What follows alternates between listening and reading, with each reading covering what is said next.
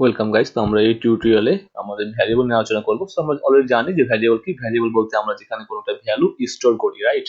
So solidity programming ল্যাঙ্গুয়েজে তিন ধরনের ভ্যারিয়েবল আছে। একটা হচ্ছে স্টেট ভ্যারিয়েবল, একটা হচ্ছে লোকাল ভ্যারিয়েবল, একটা হচ্ছে গ্লোবাল ভ্যারিয়েবল। আমরা এই ভিডিওতে স্টেট ভ্যারিয়েবল নিয়ে আলোচনা করব, নেক্সট ভিডিওতে লোকাল দেন গ্লোবাল ভ্যারিয়েবল নিয়ে পর্যায়ক্রমিকভাবে আলোচনা করে যাব।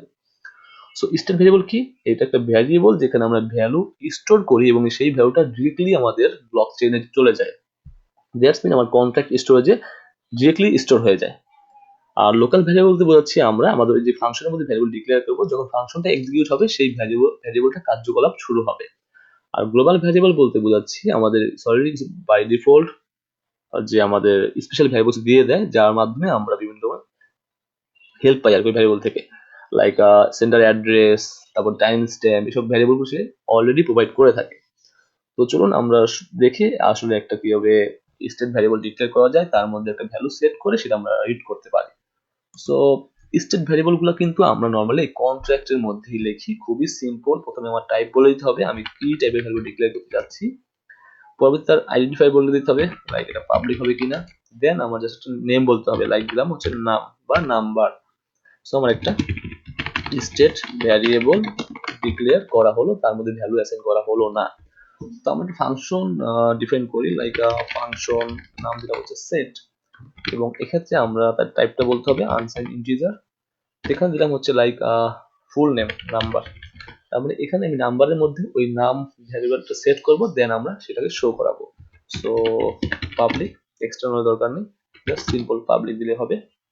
আমি যেটা করব, আমার যেই নাম ছিল, জাস্ট যেই নাম ভ্যালুটা ছিল, তার মধ্যে আমি এখন এইখানে সেট মেথডের মাধ্যমে যে নাম্বারটা দিব সেটা ঢুকে যাবে নামের মধ্যে। That's it. এখন আমি কি করলাম, like set A number on নাম ভ্যারিয়েবল। ওকে, এখন কি করবো, এই যে ভ্যারিয়েবলটা আছে সেই ভ্যারিয়েবলটাকে আমি শো করাবো। তার মানে আমি একটা নাম্বার দিব, নাম্বারটা নামের মধ্যে সেট হবে এবং সেই নাম ভ্যারিয়েবলটা পরবর্তীতে আমাদের শো হবে। That's it. সো ফাংশন লিখলাম, একটা গেট নামে দিলাম বা গেট নাম্বার, যেটা আপনি দেন সমস্যা নেই। Just it's public view.